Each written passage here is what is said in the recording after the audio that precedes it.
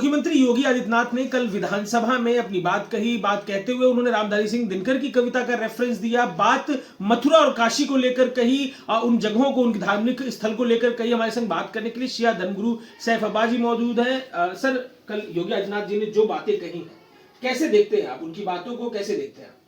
बिस्मिल्लाहिर्रहमानिर्रहीम। देखिए, जो उनकी बात हमारे सामने आई है और जैसा उन्होंने कहा, मैं समझता हूं कि हमारे मुल्क में अभी तक हम लोग ये समझ रहे थे 1991 में जब एक्ट आ गया था कि अब एक मामला सॉल्व हो गया, मामला ख़त्म हो गया है।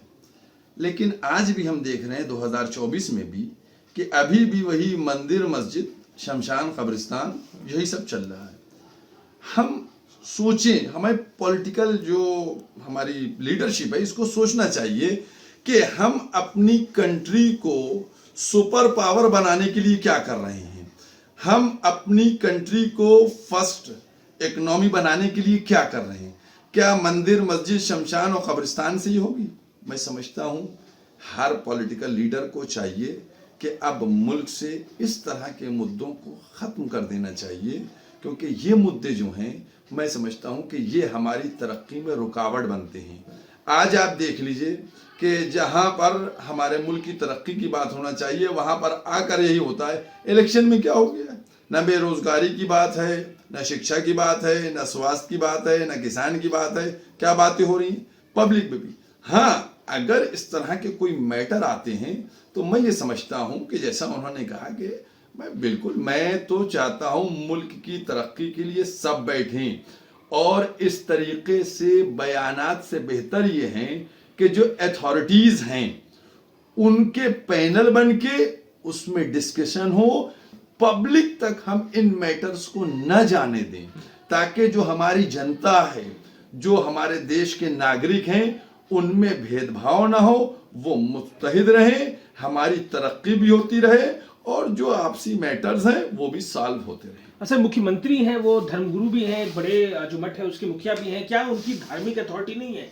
लगता नहीं है आपको कि जो अगर वो कह रहे हैं तो बात में दम है, उनकी बात सुननी चाहिए, ये बात करनी चाहिए? देखिए, ऐसा है कि मैं ये समझता हूँ वो मुख्यमंत्री हैं हमारे सूबे के, लेकिन किस बेस से अगर हम आपसे डील करें तो किस बेस से करें? आज आप यूपी के मुख्यमंत्री हैं, ठीक है, कल दूसरा आ जाएगा, वो आकर दूसरा संगठन आके कह देगा। अभी आपने देखा कि जो 22 जनवरी को राम मंदिर का जो शिलान्यास और जो उसका उद्घाटन वगैरह हुआ, उसमें शंकराचार्य मुखालिफत कर रहे हैं कि ये सही नहीं हो रहा है। तो यहाँ जो हमारे हिंदू भाई हैं उनकी संख्या 100 करोड़ है, 100 करोड़ से ज्यादा होगी, ठीक है, वो सब अपना रिप्रेजेंटेटिव बना रहे हैं। भाई, आप जब कोई डील करने की बात आ रही है ना, आप ये हमको दे दो, बात खत्म, फिनिश हो जाएगी।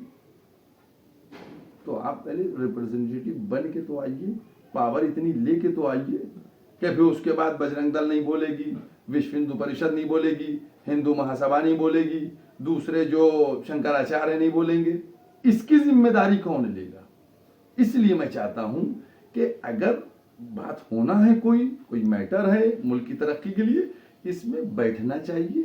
जो ऐसी अथॉरिटीज हों कि जिनके पास अगर मुस्लिम की तरफ से बैठे तो उनको टोटल मुस्लिम पावर लेके बैठे, और जो नॉन मुस्लिम की तरफ से बैठे वो टोटल नॉन मुस्लिम की पावर लेके बैठे, ताकि जो उनका डिसीजन हो तो उसमें 1% भी कोई अपोज करने वाला ना हो। मतलब आप तैयार हैं, अगर ऐसी स्थिति बनती है तो आप तैयार हैं, आप बात करने के लिए, मथुरा और काशी के विवाद को सुलझाने के लिए तैयार हैं? बिल्कुल, मैंने कहा नहीं कि मुल्क की तरक्की के लिए अब मंदिर, मस्जिद, शमशान, कब्रिस्तान के मैटर को खत्म करना पड़ेगा हमारे मुल्क को। अगर आप इसको 5 ट्रिलियन इकोनॉमी बनाना चाहते हैं तो आपको इन मैटर्स के जरिए से नहीं, बल्कि सबको साथ जोड़ के, ये जो आपस में भेदभाव फैला के राजनीति हो रही है, मैं समझता हूं ये हमारे मुल्क के लिए बेहतर नहीं।